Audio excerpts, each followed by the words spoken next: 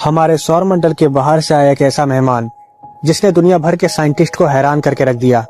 ये एक ऐसा कॉमेट है जिसके हमारे सौरमंडल में प्रवेश करते ही वैज्ञानिकों ने अपने कान खड़े कर लिए।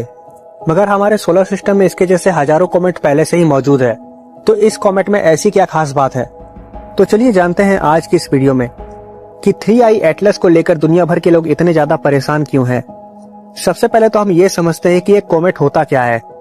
एक कॉमेट या उल्का पिंड हमारे सौरमंडल में घूमने वाला एक ऐसा ऑब्जेक्ट है जो मेनली मेटेलिक सब्सटेंस का बना हुआ एक बहुत बड़ा पत्थर होता है।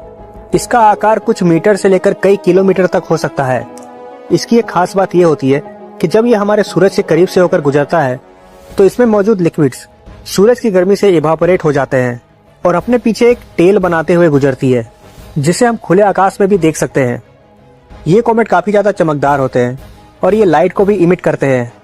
मगर 3i एटलस के केस में सब कुछ उल्टा हो रहा है और यही बात दुनिया भर के वैज्ञानिकों को हैरान कर रही है। जनरली कोई भी कॉमेट इलिप्टिकल पाथ में ट्रेवल करती है और सूरज के करीब या सूरज के दूर जाने पर सूरज के ग्रेविटेशनल पुल के वजह से इसकी स्पीड में भी चेंजेस आती है। मगर 3i एटलस एक खास फिक्स्ड स्पीड से ही ट्रेवल कर रही है। मानो कि ये कॉमेट अपनी स्पीड को खुद कंट्रोल कर सकता है, जो कि किसी भी नेचुरल ऑब्जेक्ट के केस में पॉसिबल ही नहीं है। इसलिए कई लोग इसे एक एलियन शिप भी बता रहे हैं, क्योंकि ये हमारे सौरमंडल के बाहर से आया है।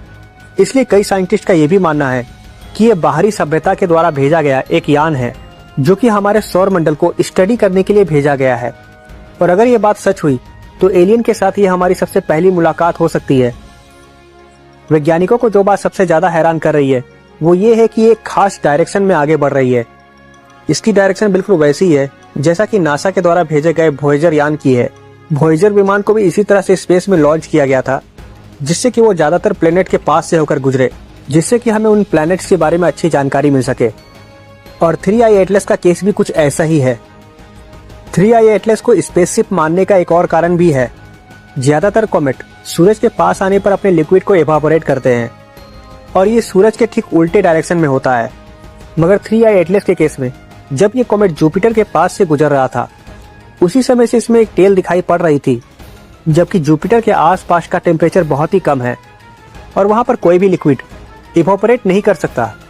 इसके अलावा सूरज के पास पहुंचने पर इसका जो टेल है उसका डायरेक्शन भी सूरज की ओर था, जिससे ऐसा लगता है कि ये अपने डायरेक्शन को कंट्रोल करने के लिए थ्रस्टर्स का यूज कर रहा है, जिस तरह से नॉर्मली स्पेसक्राफ्ट में यूज किया जाता है। 3i एटलस के बारे में एक और खास बात यह है कि ये समय समय पर अपना कलर भी चेंज कर रहा है, जो कि जनरली किसी और कॉमेट के साथ ऐसा नहीं देखा जाता है। इससे वैज्ञानिकों को यह भी लगता है कि शायद ये कॉमेट अपना खुद का लाइट इमिट कर रहा है। ये किसी स्पेसक्राफ्ट के होने का पक्का सबूत है। इसके अलावा ये निकेल जैसे हैवी मेटल से बना हुआ है और अगर आप भी स्पेस में कहीं ट्रेवल करना चाहते हो तो आप भी किसी हैवी मेटल से ही अपना स्पेसशिप तैयार करोगे। 3i एटलस के बारे में ये सारी बातें एक ही तरफ इशारा कर रही है कि शायद ये किसी बाहरी सभ्यता का सबूत हो सकते हैं। वैसे दोस्तों, आपको क्या लगता है, क्या ये सिर्फ एक कॉमेट है या फिर ये किसी परग्रही सभ्यता का स्पेसशिप है?